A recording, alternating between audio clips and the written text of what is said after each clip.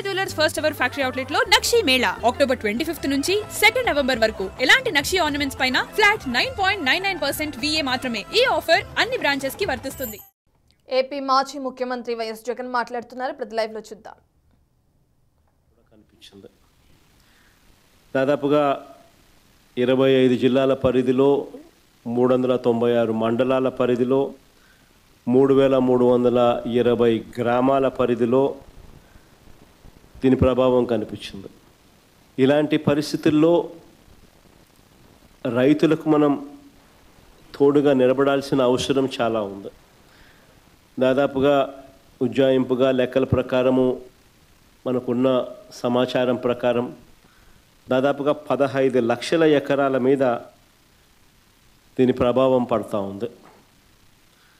దాదాపుగా ఇందులో 11 లక్షల ఎకరాలు వరి మీదనే ప్రభావం పడుతూ ఉంది. 39 లక్షల ఎకరాలలో మామూలుగా వరి సాగయ్యే పరిస్థితి ఉంటే అందులో దాదాపుగా 11 లక్షల ఎకరాలలో దీని ప్రభావం పడుతూ ఉన్న పరిస్థితులు కనపడతా ఉంది.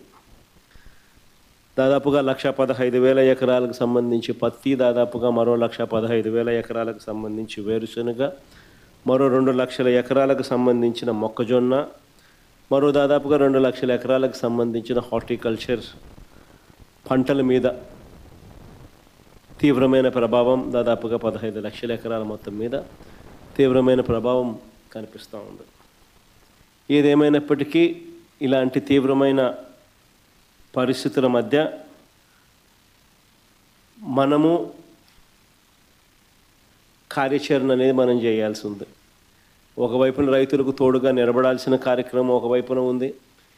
ఎన్యూమరేషన్లో రైతులకు అండగా తోడుగా నిలబడాల్సిన కార్యక్రమం ఒకవైపున ఉంది. ఈ కార్యక్రమంలో భాగంగా చంద్రబాబు నాయుడు గారి ఈ హయాంలో రైతులు ఏ రకంగా పోయి ఉన్న పరిస్థితుల మధ్య ఎలా సాగుతూ ఉందనే చూడాలి. ఎందుకనంటే ఇంతకుముందు ఎప్పుడు కూడా ఇలాంటి వరదలు కానీ, తుఫాన్లు కానీ, ఇలాంటివి కరువు కానీ, ఇలాంటి ఏ పరిస్థితి వచ్చినా కూడా మన హయాంలో ప్రతి ఒక్కరికి కూడా ఈ క్రాప్ జరిగేది. ఆర్బీకే వ్యవస్థ అన్నది అప్రమత్తంగా ఉండేది. ఆర్బీకే వ్యవస్థ అప్రమత్తంగా ఉండి ప్రతి గ్రామంలో అందుబాటులో ఉండి అక్కడ అగ్రికల్చరల్ అసిస్టెంట్ రూపాన అగ్రికల్చరల్ గ్రాడ్యుయేట్ చదివిన పిల్లలు అక్కడ అందుబాటులో ఉండి, గ్రామ సచివాలయము, ఆర్బీకేలు ఇవన్నీ కలిసికట్టుగా ఉండి ఆర్బీకేలో ఈ క్రాప్ వ్యవస్థ అన్నది పగడ్బందీగా ఉన్న పరిస్థితుల మధ్య ఉచిత పంటల బీమా అన్నది మన హయాంలో రైతులకు అందుబాటులో ఉన్న పరిస్థితుల మధ్య ప్రతి రైతుకు ఒక భరోసా ఉండేది. ఆ రోజుల్లో మన హయాంలో దాదాపుగా 85 లక్షల మంది రైతులకు దాదాపుగా 70 లక్షల ఎకరాల పంటకు ఉచిత పంటల బీమా అందుబాటులో ఉండే పరిస్థితి ఉంటే, ఈరోజు కేవలం ఇన్సూరెన్స్ ప్రీమియం కట్టిన వాళ్ళకు మాత్రమే, అంటే కేవలం 19 లక్షల ఎకరాలకు మాత్రమే, 19 లక్షల మంది రైతులకు మాత్రమే, అది కూడా బ్యాంక్ లోన్ అవైల్ చేసుకున్న వాళ్ళకు మాత్రమే ఇప్పుడు ఇన్సూరెన్స్ అవైలబుల్గా ఉన్న పరిస్థితిని మనం చూస్తూ ఉన్నాం. సో మిగిలిన రైతుల పరిస్థితి ఏం కావాలా? దాదాపుగా 85 లక్షల మంది రైతులు, దాదాపుగా 70 లక్షల ఎకరాల పంట మన హయాంలో ఈ క్రాప్ ద్వారా వీళ్ళందరికీ ఉచితంగా పంటల బీమా అందుబాటులో ఉండేది. ఈరోజు ఆ పరిస్థితి పోయి కేవలం బ్యాంకు లోన్లు తీసుకున్న వాళ్ళకు మాత్రమే ఆ లోన్లు ఉన్నాయి కాబట్టి ఆ బ్యాంకర్లు కట్ చేసిన ఇన్సూరెన్స్ సొమ్ము అంటే కేవలం 19 లక్షల మంది రైతులకు మాత్రమే అవైలబుల్, కేవలం 19 లక్షల ఎకరాలకు మాత్రమే అవైలబుల్. ఇలాంటి పరిస్థితుల్లో రైతు తీవ్రంగా నష్టపోయిన పరిస్థితిలో మనం రైతుకు తోడుగా నిలబడాల్సిన అవసరం ఉన్న పరిస్థితి. మరోవైపు చూస్తే ఇన్పుట్ సబ్సిడీ అన్నది ఈ ప్రభుత్వ హయాంలో అసలు వాస్తవం ఏమిటి అని చెప్పి చూస్తే ఈ 16 నెలలకు గాను అసలు ఎంత ఇన్పుట్ సబ్సిడీ ఈ ప్రభుత్వం ఇచ్చింది, ఎంతమంది రైతులకు ఇన్పుట్ సబ్సిడీ ఇచ్చింది అని చెప్పి ఒకసారి గమనిస్తే దాదాపుగా ఈ 16 నెలల్లో ఈ డీప్ డిప్రెషన్స్ కానీ ఈ డీప్ డిప్రెషన్స్ కానీ సైక్లోన్స్ కానీ ఇలాంటివి రాష్ట్రంలో పంటలు నష్టపోయిన పరిస్థితులు దాదాపుగా 2024 నుంచి చూస్తే జూన్ నుంచి చూస్తే దాదాపు 16 సార్లు ఉత్పన్నమైనాయి. ఈ 16 సార్లకు సంబంధించి ఎంతమంది రైతులకు ఇన్పుట్ సబ్సిడీ అందింది, ఎంతమంది రైతులకు నష్టపోయిన పరిస్థితుల మధ్య వాళ్ళకు ప్రభుత్వం తోడుగా నిలబడింది అని చెప్పి చూస్తే ఈ ప్రభుత్వం తరపు నుంచి గుండు సున్నా కనిపిస్తుంది. అంటే ఏ ఒక్క రైతుకు కూడా ఇన్పుట్ సబ్సిడీ అన్నది అందించని పరిస్థితిలో ఈ రాష్ట్ర ప్రభుత్వం కనిపిస్తూ ఉంది. దాదాపుగా వీళ్ళు ఈ క్రాప్ చేయకుండా రైతులను నిర్లక్ష్యం చేసినప్పటికీ కూడా వాళ్ళ దగ్గర ఉన్న వాళ్ళ లెక్కల ప్రకారమే చూసినా కూడా దాదాపుగా 5.5 లక్షల మంది రైతులకు ఇన్పుట్ సబ్సిడీ రూపేణ 600 కోట్లు ఇవ్వాలని అది ఇవ్వకుండా ఎగరగొట్టిన పరిస్థితులు మనం చూస్తూ ఉన్నాం. మిర్చికి క్వింటాలకు 11,781 రూపాయలు ఇస్తాము, కొనుగోలు చేస్తాము అని చెప్పినారు క్వింటాలకు. ఆశ్చర్యం కలిగించే విషయం ఏంటంటే ₹1 ఇవ్వాల. పొగాకు కొనుగోలు చేస్తామన్నారు, ఎక్కడ దిక్కు దానికి కూడా పొగాకు కొనుగోలుకు కూడా ఎక్కడ కూడా చేసిన పుణ్యం కట్టుకోలేదు. మామిడికి ₹12 కొనుగోలు చేస్తామన్నారు కిలోకు, ఒక రైతుకు మంచి చేయలేదు. ఉల్లికి క్వింటాలకు 1200తో కొనుగోలు చేస్తామని చెప్పినారు, చేతులు ఎత్తేసారు.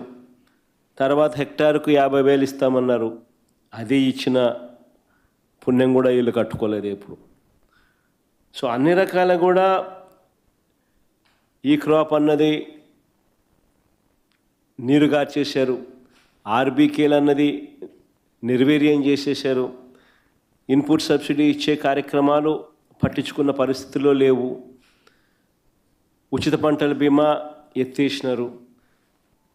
ఏ పంటకు కూడా గిట్టుబాటు ధరలు రాని పరిస్థితిలో రైతు తీవ్రంగా ఈ 16 నెలలు 17 నెలలు చంద్రబాబు నాయుడు గారి పాలనలో నష్టపోయిన పరిస్థితులు మనం చూస్తూ ఉన్నాం.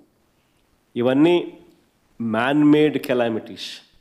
నిజంగా ఉచిత పంటల బీమా చూస్తే మన హయాంలో అప్పట్లో దాదాపుగా గమనించినట్టయితే మన హయాంలో 7,800 కోట్ల రూపాయలు ఉచిత పంటల బీమా కింద మనమే ప్రభుత్వం తరపునే మనమే రైతులు రూపాయి కట్టాల్సిన పని లేకుండా మనమే ప్రతి ఎకరాకు ఈ క్రాప్ చేసి 54,55,000 మంది రైతులకు తోడుగా నిలబడుతూ దాదాపుగా 7,802 కోట్ల రూపాయలు మనం ఖర్చు చేసి మనం రైతులకు ఇన్సూరెన్స్ సొమ్ము ఇప్పించగలిగాం.